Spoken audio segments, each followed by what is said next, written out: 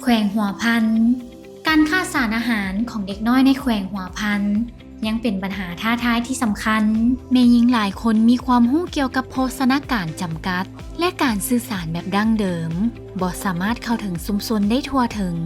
ดังนั้นโครงการเคลียร์ร่วมกับธนาคารโลกเห็นโอกาสนี้และเริ่มโครงการ Multimedia Clear Learning หรือ MMPL ซึ่งมีวิสัยทัศน์ง่ายๆให้ชาวบ้านกลายเป็นผู้ผลิตวิดีโอเองเพื่อสื่อสารเรื่องราวโภชนาการในภาษาและวัฒนธรรมของตนเองเป้าหมายฝึกอบรมชาวบ้านจาก 44 บ้านใน 2 เมืองภายในแขวงหัวพันการฝึกอบรมครั้งที่ 1 เดือนธันวาคม 2024 หามังกร 2025 ทีมงานคลิกได้จัดการฝึกอบรม 3 มื้อให้แก่ชาวบ้าน 3 คนต่อบ้านจำนวนผู้เข้าร่วมทั้งหมด122 คนจาก 44 บ้านมื้อที่ 1 พวกเขาได้เรียนรู้การเลือกหัวข้อและเขียนโครงเรื่องวิดีโอมื้อที่ 2 การถ่ายวิดีโอและการใช้แคปคัทมื้อที่ 3 การตัดวิดีโอและวางแผนการผลิต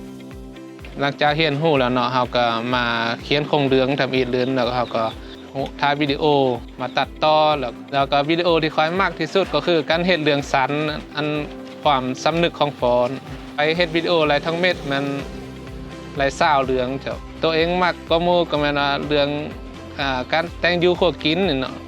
ที่ว่าเฮ็ดหลายก็หมู่ว่าซั่นเฮาก็รู้สึกว่าภาคภูมิใจในตัวเองหลายเนาะที่ว่าสามารถเฮ็ดวิดีโอออกมาหลายคอยไล่เฮ็ดวิดีโอไปทั้งเม็ด18เรื่องแล้วก็ไล่รับเงินอยู่คอยไล่รับเงินอยู่ทั้งเม็ดมัน1,800,000 กีบแต่การเริ่มต้นบ่ง่ายมีสิ่งท้าทายหลายอย่างบางคนมีโทรศัพท์ที่ซ่าหรือจอแตกบางบ้านบ่มีสัญญาณอินเทอร์เน็ตหลายคนบ่ฮู้หนังสือการเขียนคำบรรยายยากแม่หญิงวุ่นกับการเบิ่งแยงลูกน้อยแต่พวกเขาบ่ท้อถอยเริ่มจากการปรับวิธีการเน้นการถ่ายและตัดต่อหลายกว่าการเขียนใช้ภาษาท้องถิ่นและช่วยกันเป็นกลุ่มโดยการใช้กลุ่ม WhatsApp ในการสื่อสารภายในเวลาเกือบ1 ปีผลได้รับน่าประทับใจมีวิดีโอทั้งหมด258เรื่องถูกสร้างขึ้นโดยชาวบ้านแบ่งเป็น7หมวด 1. การเฮ็ดผงอาหารเสริม 2. อาหารสำหรับเมลูกอ่อน 3. อาหารจากปลา 4. การเฮ็ดสวนครัว 5. การใช้เงินยกระดับโภชนาการ 6. บทบาทยิงทราย 7. นมแบ้กำลังดำเนินการแห่งจูงใจ16 ล้าน1แสนกีบถึกจ่ายให้ชาวบ้าน1แสนกีบต่อวิดีโอการฝึกอบรมครั้งที่ 2 เริ่มขึ้นเมษาหามิถุนา2025จำนวนผู้เข้าร่วม110 คน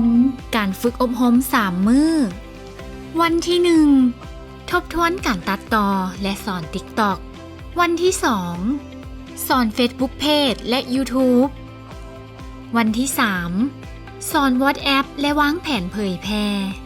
ก็ถือว่าบ้านเป้าหมายของแถวนี้มันสุดที่นึงมีอยู่จำนวน17บ้านเนาะไอ้ตกกับเวียกสร้างงานคลิปวิดีโอเพื่อนสอนเพื่อนนี้เนาะแต่เราได้คัดเลือกเอาอาสาสมัครอยู่ขั้นบ้านนั้นจำนวน51คนนะแล้วแถววางแผนในเบื้องต้นมันผู้นึงให้สามารถผลิตวิดีโอได้1คลิปต่อคนนะแต่ว่าผลงานที่ว่าเขาเจ้าสร้างได้แล้วมันมีอยู่ทั้งหมดมัน168คลิปที่ผ่านก็เงินบริษัทพลิกกวดสอบแล้วมันผ่านได้เผยแพร่ลงทางสังคมออนไลน์มีอยู่109คลิปสำหรับอันเปอร์เซ็นต์ตีออกมาได้ประมาณ329%เจ้าก็ถือว่าเขาเจ้ามีความตั้งใจสร้างอยู่เนาะจำนวนนั้นที่เขาคัดเลือกมาเป็นอาสาสมัครสร้างคลิปนี้เนาะเขาเจ้าบ่เป็นเพียงที่ว่าครับเป็นผู้รับความรู้เท่านั้นเนาะสื่อสารเนาะเป็นครูสอนเนาะทางโครงการเราได้ช่วยเหลือเนาะเป็นโปรเจคเตอร์เนาะที่ว่าไร้สายเนาะสามารถเบิ่ง YouTube เนาะแล้วก็สายวิดีโอผ่านโทรศัพท์มือถืออยู่ในชุมชนเวลามันมีหลายคนเนาะเพื่อให้กับเจ้าได้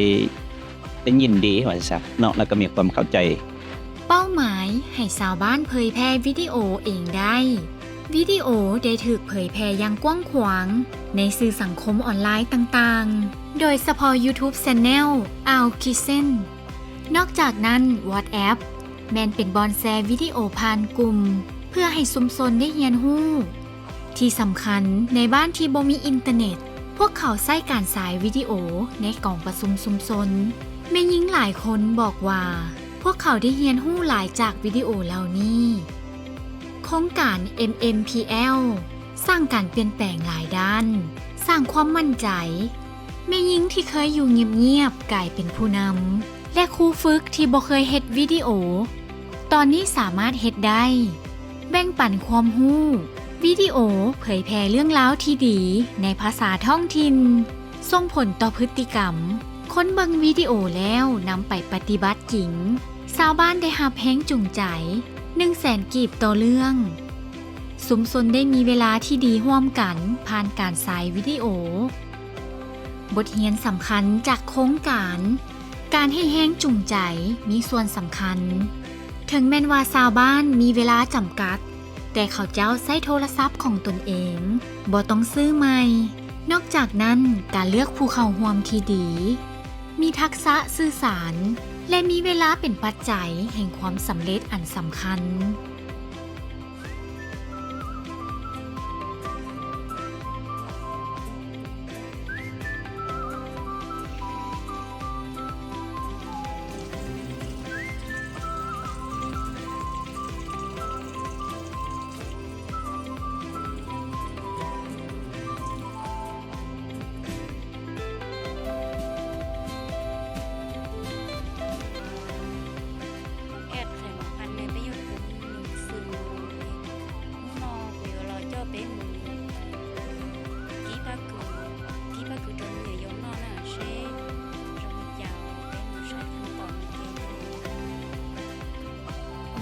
cho có cửa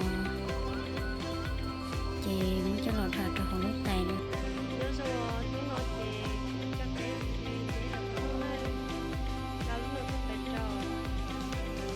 cho nó chị bé cứ tụt sò nữa bé tụt sò chị tổ cho họ bé ở mùng đen chế anh tận giờ trả nó thì cho nó chị